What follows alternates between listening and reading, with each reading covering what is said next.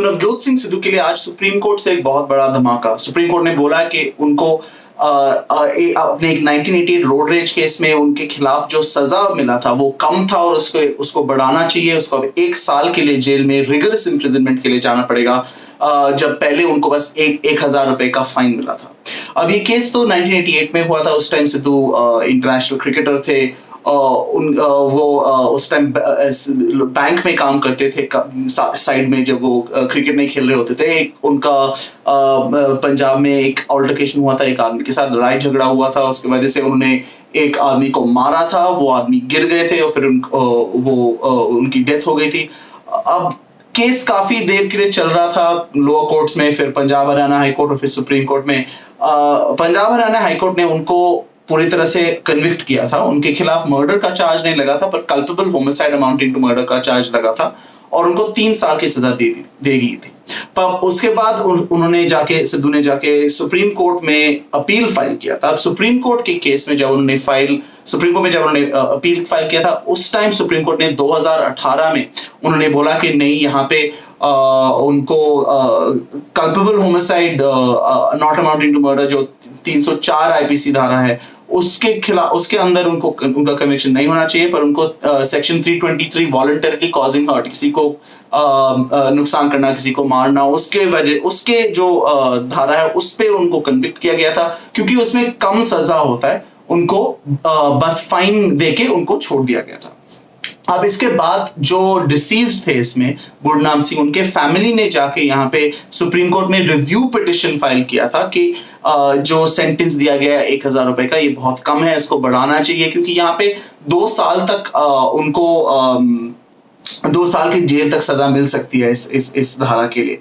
अब supreme court ने उस टाइम बोला था कि यहाँ पे सब चीजें को देख के हमें लगता है कि यहाँ पे बस एक फाइन काफी होगा, पर अब रिव्यू में उन्होंने देखा कि एक्चुअली 2 चीजें थे। पहली बात यह है कि उस टाइम कुछ जो इंपॉर्टेंट फैक्ट्स थे उसको ठीक तरीके से अप्लाई नहीं किए गए थे। जैसे ये था कि जो आदमी जिसके खिलाफ सिद्धू का लड़ाई हुआ था, वो एक 65 ईयर ओल्ड आदमी थे। वो थोड़े बुजुर्ग थे, उनका कंडीशन भी खराब था, वो इतना बड़ा कोई हट्टा कट्टा आदमी नहीं था। पर सिद्धू तो उस टाइम एक इंटरनेशनल क्रिकेटर था, वो खिलाड़ी थे, उनका पूरा वो फिजिकली बहुत फिट थे, और अगर वो किसी को मारे तो फिर उनको भी पता होना चाहिए था कि कुछ हो सकता है, कोई शायद मर नहीं सकता है, पर बहुत सीरियस इंजरी तो हो ही सकता है। अब उसके वजह से कोर्ट ने बोला कि हाँ, यहाँ पे उनको बहुत ज्यादा लीनियंट तरीके से बहुत कम सजा दिया गया है और ठीक तरीके से फैक्ट्स को अप्लाई नहीं किया गया।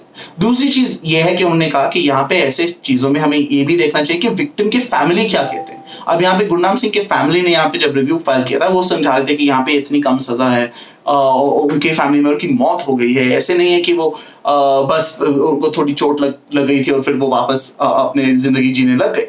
तो इसके वजह से कोर्ट ने फिर ये भी बोला कि देखो, हमने आपको याद होगा आशीष मिश्रा के बेल ऑर्डर में भी जब उसको कैंसिल किया था, सुप्रीम कोर्ट ने बोला कि विक्टिम्स राइट्स बहुत इंपॉर्टेंट है। तो सुप्रीम कोर्ट ने आज बोला कि हाँ, जैसे अभी आशीष मिश्रा के केस में हमने देखा था, और भी केसेस है हमारे सुप्रीम कोर्ट के, इंडियन सुप्रीम कोर्ट के, यूएस के भी केसेस है, जिसमें उन्होंने समझाया है कि विक्टिम्स का जो इम्पैक्ट है वो भी देखना चाहिए जब सेंटेंसिंग कर रहे हैं। और यहाँ पे अगर वो कम सजा देते रहेंगे ऐसे केसेस में, तो फिर विक्टिम्स को भी गलत लगेगा, सोसाइटी को गलत लगेगा। जो हमारे क्रिमिनल जस्टिस सिस्टम है, हमारे अदालत में, हमारे जो कोर्ट्स का जो सिस्टम है, उसको जाके लोग उनका उसमें भरोसा कम हो जाएगा। और इसलिए कोर्ट को यहाँ पे बहुत ठीक तरीके से सेंटेंसिंग करना चाहिए और कोई भी लीनियंट सेंटेंस नहीं होना चाहिए।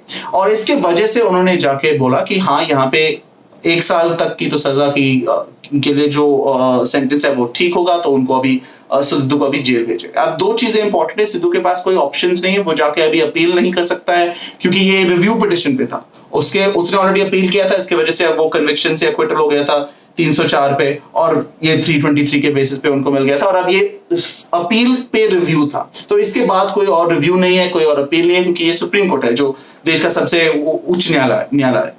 अब उसके बाद क्या है, फिर आप देख सकते हैं कि शायद से एक क्यूरेटिव पिटिशन फाइल किया जाए। वो एक चीज है जो सुप्रीम कोर्ट में कहते हैं कि रिव्यू को भी देखने के लिए एक क्यूरेटिव पिटिशन फाइल किया जा सकता है, पर वो बहुत ही कम केसेस में होता है। वो तभी होता है जब कोई प्रिंसिपल्स ऑफ नेचुरल जस्टिस, जो इंसाफ के जो प्रिंसिपल्स है, अगर उसके खिलाफ कोई जजमेंट हो, कोई प्रोसीजर हो, तब हो। तो अगर सिद्धू की कोई बात नहीं सुनी गई हो, अगर इस रिव्यू में उनको आर्ग्यूमेंट्स नहीं देने का अपॉर्चुनिटी दिया होता, तो फिर शायद से यहाँ पे क्यूरेटिव पिटिशन फाइल किया जा सकता था, पर वो नहीं है। तो अभी सिद्धू के पास कोई ऑप्शन नहीं है, उसको जेल जाना ही पड़ेगा। उसके लिए एक ही अच्छी चीज है, ये है कि उनको यहाँ पे कोई भी उनके खिलाफ वो डिस्क्वालिफिकेशन का कोई इशू नहीं है, क्योंकि अभी वो पंजाब इलेक्शन में हार गए थे अमृतसर से, तो उनका ऐसा अभी वो डिस्क्वालीफाई अपने पोस्ट से तो नहीं होंगे, उसका कोई चांस ही नहीं था।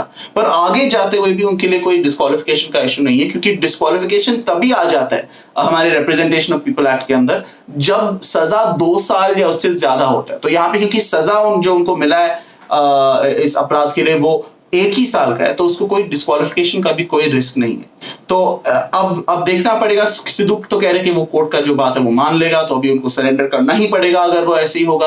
तो जो भी अपडेट्स है इस मामले के बारे में, आपको इनको फॉलो करते रहिए, हम आपको सब कुछ बताते रहेंगे।